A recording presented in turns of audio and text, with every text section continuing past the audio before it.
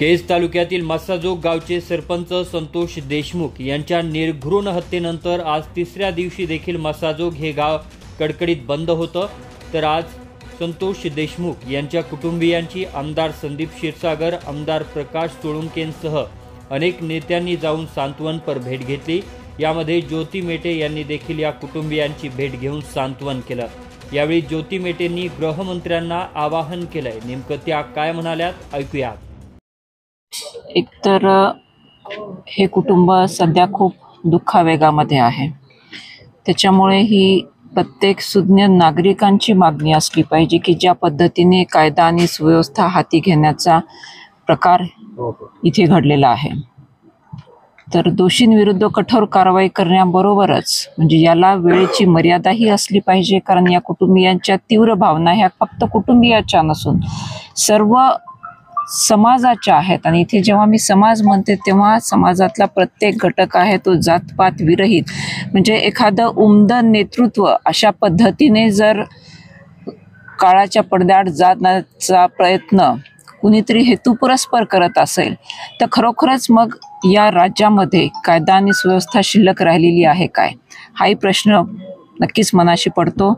आणि या राज्याच्या गृहमंत्र्यांना आमचं नम्र आवाहन आहे की या प्रकाराचा तातडीने छडा लावला गेला पाहिजे आणि नुसतं आरोपींना अटक करण्यापुरतं हे प्रकरण मर्यादित न राहता या प्रकरणाचा मास्टर माइंड कोण आहे हे शोधणं आणि अशा प्रकारच्या घटना पुन्हा घडणार नाहीत याकरता प्रशासनाने कायम सजग राहून कार्यवाही करण्याबाबत सक्त सूचना दिल्या जाणं अतिशय गरजेचं आहे।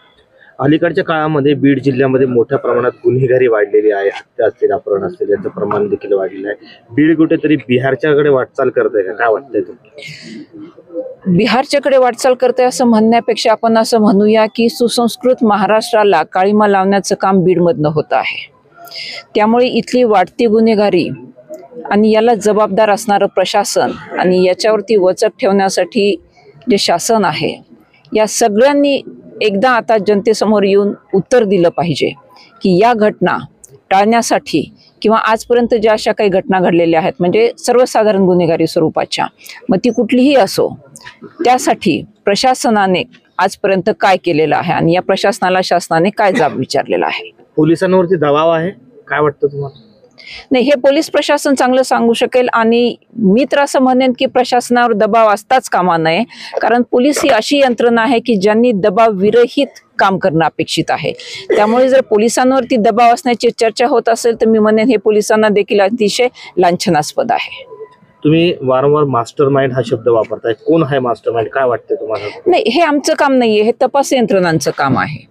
त्यामुळे या कुटुंबियांचा जो आक्रोश आहे त्याच्यातून काही गोष्टी लक्षात येत आहेत की इतकी सरळ साधी व्यक्ती जी कुणाच्या आध्यात मध्यात नाही असं त्यांच्या कुटुंबियांच्या आणि इतर म्हणजे गावातल्या लोकांच्याही चर्चेतून लक्षात येत आहे। तर त्याची इतक्या निगृणपणे हत्या व्हावी याचा अर्थ याच्या मागे निश्चितच कुणीतरी सुनियोजित पद्धतीने केलेला कट आहे। आणि जर तसा तो सुनियोजित नसेल तर हे देखील ह्या पोलीस यंत्रणेसमोरचं आव्हान आहे, त्यांनी तातडीने ते उकलावं।